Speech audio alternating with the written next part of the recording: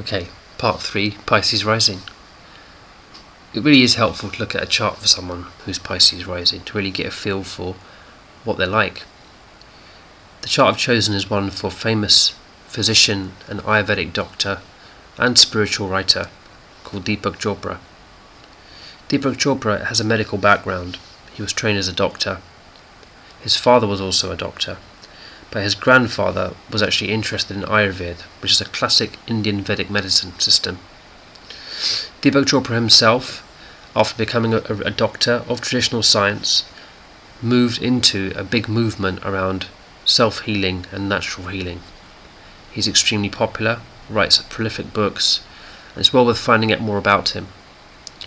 In terms of a universal context, let's look at what the universe has created by his particular horoscope.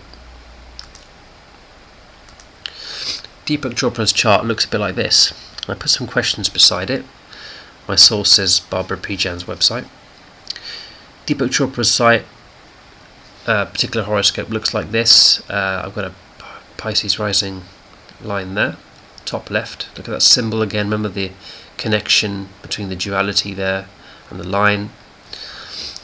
Pisces rising ascendant, and the setup there shows you a fairly even spread of planets. Particular questions I've got to ask are to maybe find out why the career of this person is so powerful, and also the transformation of career from a traditional scientific view to a much more esoteric and occult view of things, and maybe the reconciliation of both of them. How is it visible in what you can see here? What factors would involve career, particularly in a chart? To keep it simple, I'd say look at the 10th house. What goes on in the 10th house in Sagittarius? What goes on in the 10th Lord? What about the significators of career? Planets like Jupiter and Mercury, what happens with them? Finally, what yogas are involved? And if these yogas are significant, what planets are involved in them, and how would they work well together? In particular, I would like to focus you towards looking at Deepak Chopra's 8th house. His 10th Lord is in the 8th house, Jupiter, and as we talked about before, Pisces people are quite profound and mystical. His career is in some way connected to the 8th house of the occult. That planet Jupiter is also connected to and joined to Sun, which is the 6th Lord. 10th Lord and the 6th Lord together may indicate a career or profession in medical related fields or something to do with health. Also in that house of Libra is Mercury and Mars. Those planets all together form a number of Raj Yogas, which really propel the chart to another level.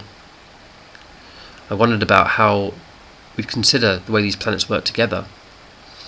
What really became apparent is the fact that in Scorpio we have Venus and Mars in Libra, and that creates an exchange of signs. Venus rules Libra and Mars rules Scorpio, which also has within it Ketu exalted.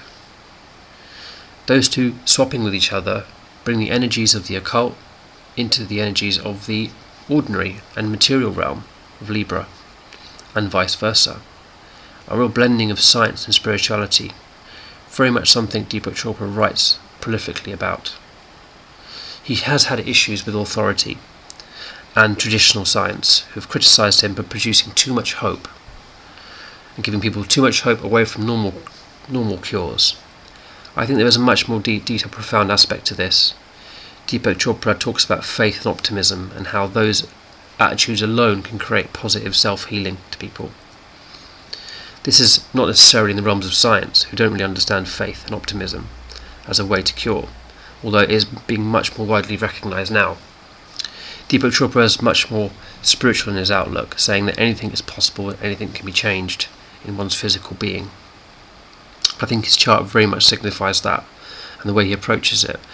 A Pisces person, again, wants to teach and educate people, and there are good reasons behind this. Much more can be found out about this chart by looking into it more detailed, and if you want to leave comments, you certainly can. To share some quotes with you from Deepak Chopra, which show a bit about his insight and the way he believes in things. In the midst of movement and chaos, keep stillness inside of you. This reminds me much about the fact that Pisces is like a fish in water, holding still like a swim bladder, the Vesica Pisces. There are no extra pieces in the universe. Everyone is here because he or she has a place to fill, and every piece must fit into the big jigsaw puzzle. This deep concept about everyone is part of one thing, and all connected together. If you want to reach a state of bliss, then go beyond your ego and the internal dialogue. Make a decision to relinquish the need to control, the need to be approved, and the need to judge. These are very three things the ego is doing all the time. Deepak here is talking much about letting go of this ego. 12th house attitude, really. Another quote here about relationships. Whatever relationships you've attracted in your life at this moment, you're precisely the ones you need in your life at this moment. There's a hidden meaning behind all events, and this hidden meaning is serving your own evolution. Very much a strong believer in evolution and change, again a Piscean concept. I also included one more quote, which is one from Rabindranath Tagore, also who is Pisces rising. Some interesting comments there. He was an Indian poet and playwright, an essayist. I'm trying to maybe look at his chart another time. This Pisces thing about nature and the universe and how it all comes one.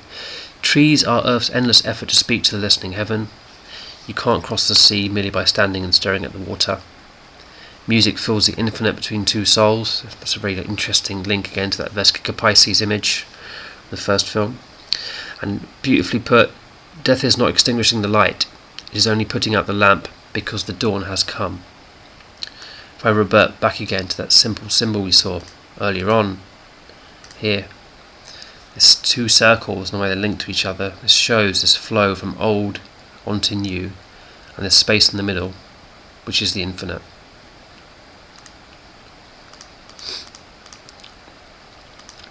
Thanks for listening.